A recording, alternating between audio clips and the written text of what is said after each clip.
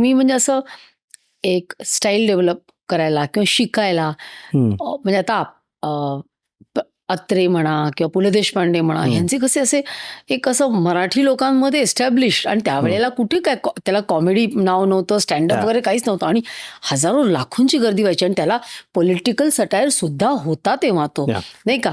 पण मग तुमचे असे कोणी आवडते आहेत का की जे तुमच्यासाठी रोल मॉडेल आहे, किंवा तुम्ही त्यांची पुस्तकं वाचता आणि हा जोक चांगला वाटतोय म्हणजे रिप्रोड्यूस करता तो?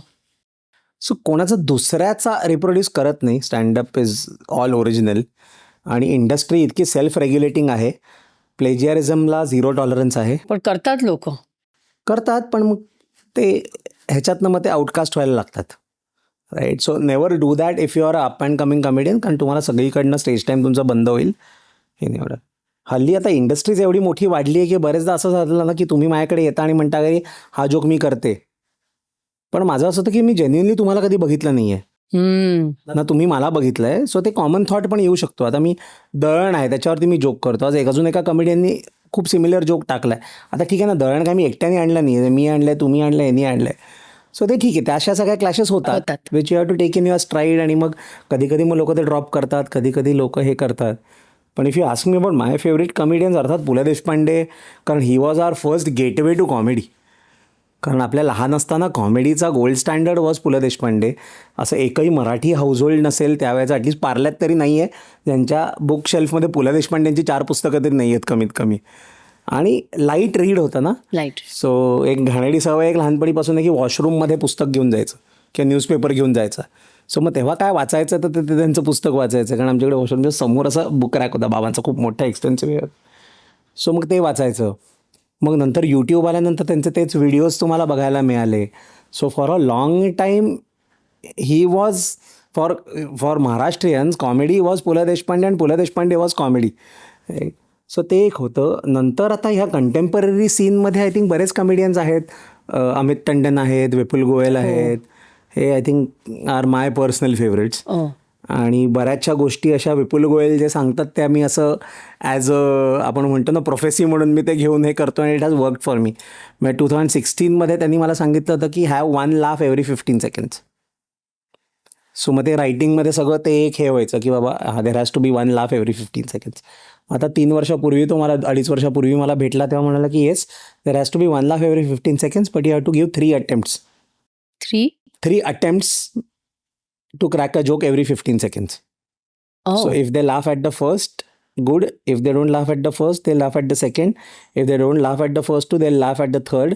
If they laugh at all 3, then that is a gold mine moment for you, and you create as many gold mines as you can throughout your show.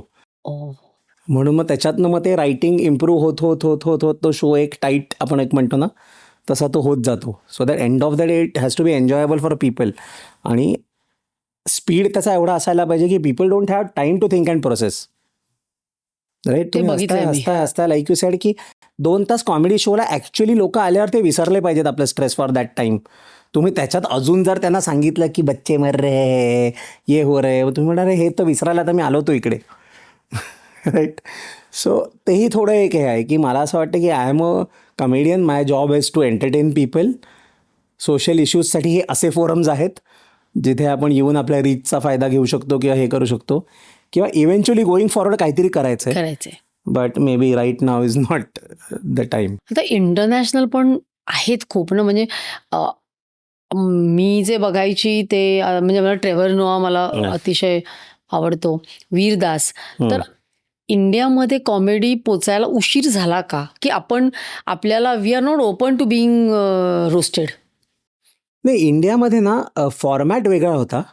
I think हास्य कवी हे चालूच होतं आधीपासून, किंवा हे राहत इंदोरी वगैरे जे करायचे त्याच्यात पण he was a joke teller, right. म्हणजे शायरी वगैरे व्हायची, बट त्यामध्ये जोक्स खूप असायचे. पु ल देशपांडे वगैरे करायचे, कथाकथन हे होतं आपलं आधीपासून. असं नाही आहे की आपल्या इकडे नवीन हे आहे. एक स्ट्रक्चर्ड ऑर्गनाइज्ड इंडस्ट्री नव्हती. We just had a few great guys doing it.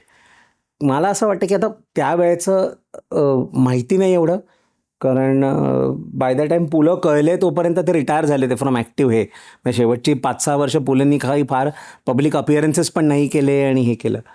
But त्यावेळेला कोणी इकोसिस्टम क्रिएट करायचा प्रयत्न केला होता का की कथाकथनसाठी कोणी एक हे बनवलं होतं का की बाबा तुम्हाला पण करायचं असेल तर मग पुलंच्या कार्यक्रमाला आधी या, त्यांच्या आधी 10 मिनटं करा, तुम्हाला त्यांच्या ऑडियन्ससमोर करायला मिळेल.